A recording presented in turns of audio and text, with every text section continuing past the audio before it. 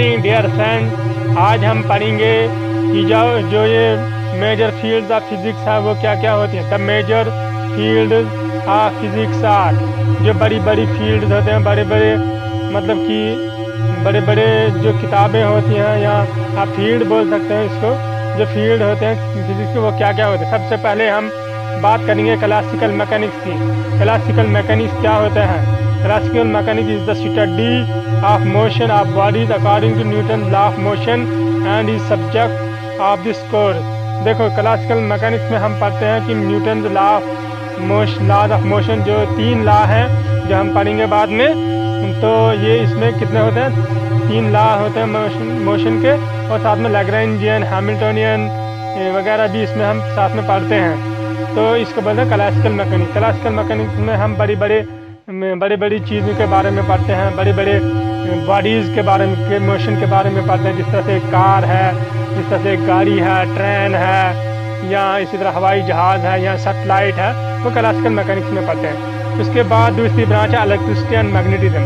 इस electricity and magnetism में हम पढ़ते हैं दो जो और बोल रहा है कि electricity and magnetism are two closely related phenomena that are together considered a single field of physics. ये इलेक्ट्रिसिटी और मैग्नेटिज्म जो है ये असल में एक ही चीज़ है, और ये इलेक्ट्रोमैग्नेटिक्स में हम इसको पढ़ते हैं। इलेक्ट्रोडायनेमिक्स में भी हम इसको पढ़ सकते हैं। इसको बोलते हैं इलेक्ट्रिसिटी एंड मैग्नेटिज्म।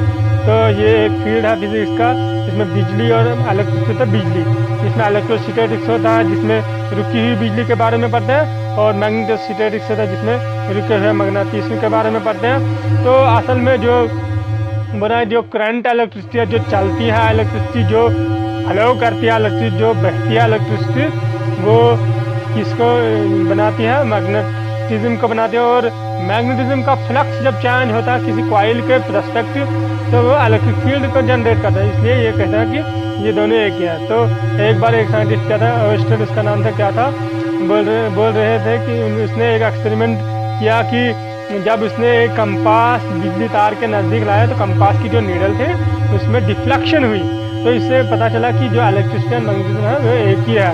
उसके बाद मैक्सवेल आए, उसने मैक्सवेल 4 इक्वेशंस ऑफ इलेक्ट्रोमैग्नेटिज्म दिए, तो वो भी हम बाद में डिस्कस करेंगे, फिलहाल इतना ही। इसके बाद आता है क्वांटम मैकेनिक्स। क्वांटम मैकेनिक्स जो है वो ये peculiar motion of very small bodies, atomic size and smaller. जो बिल्कुल छोटी छोटी चीज़ें होते हैं, जो एटॉमिक साइज या एटम से छोटे क्या होता है? एटम से छोटा है होता है न्यूक्लियर में होता है इलेक्ट्रॉन नहीं होता न्यूक्लियर के बाहर होता है इलेक्ट्रॉन। न्यूक्लियर में होता है प्रोटॉन और न्यूट्रॉन। प्रोटॉन का चार्ज होता है +1, इलेक्ट्रॉन का चार्ज होता है -1e, और ये न्यूट्रॉन का चार्ज होता है 0। असल में जो न्यूट्रॉन और प्रोटॉन ये एक ही होते हैं।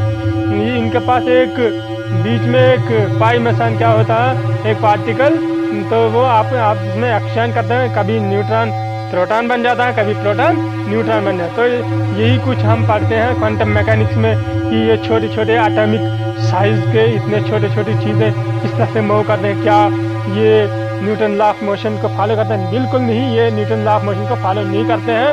ये अलग सी एक ब्रांच है। इसमें हम स्क्रोडिंगर इक्वेशन पढ़ते हैं, स्क्रोडिंगर वेव इक्वेशन पढ़ते हैं, de Broglie nature of matter and radiation पढ़ते हैं, कॉम्पटन इफेक्ट पढ़ते हैं, फोटोइलेक्ट्रिक इफेक्ट पढ़ते हैं, ब्लैक बॉडी रेडिएशन पढ़ते हैं, बहुत सारी चीज़ें पढ़ते हैं। वो आहिस्ता आहिस्ता हम पढ़ते जाएंगे।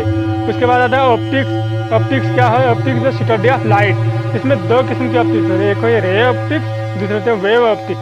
वेव ऑप्टिक्स में हम लाइट को as a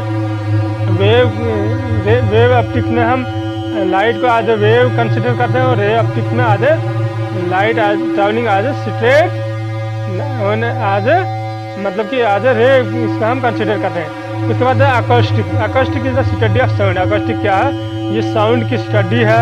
thermodynamics and statistical mechanics are closely related field that study the nature of heat के बारे में जब हम पढ़ते हैं, इसको बोलते हैं थर्मोडायनेमिक्स। इसमें हम एनर्जेटिक्स के बारे में पढ़ते हैं, एक एनर्जी जो है दूसरा एनर्जी में किस तरह से कन्वर्ट होती है। हीट को हम मैकेनिकल एनर्जी में किस तरह से कन्वर्ट कर सकते हैं, मैकेनिकल एनर्जी को हम इलेक्ट्रिकल एनर्जी में किस तरह से कन्वर्ट करते हैं। और इसी के साथ में स्टैटिस्टिकल मैकेनिक्स जो है ये पार्टिकल्स को का जो मतलब कि इसमें हम पढ़ते हैं कि बोल्ट्जमैन लॉ वगैरह वगैरह, इसमें स्टैटिस्टिकल मैकेनिक्स ये बड़ी ब्रांच है, बाद में हम इसको डिस्कस करेंगे।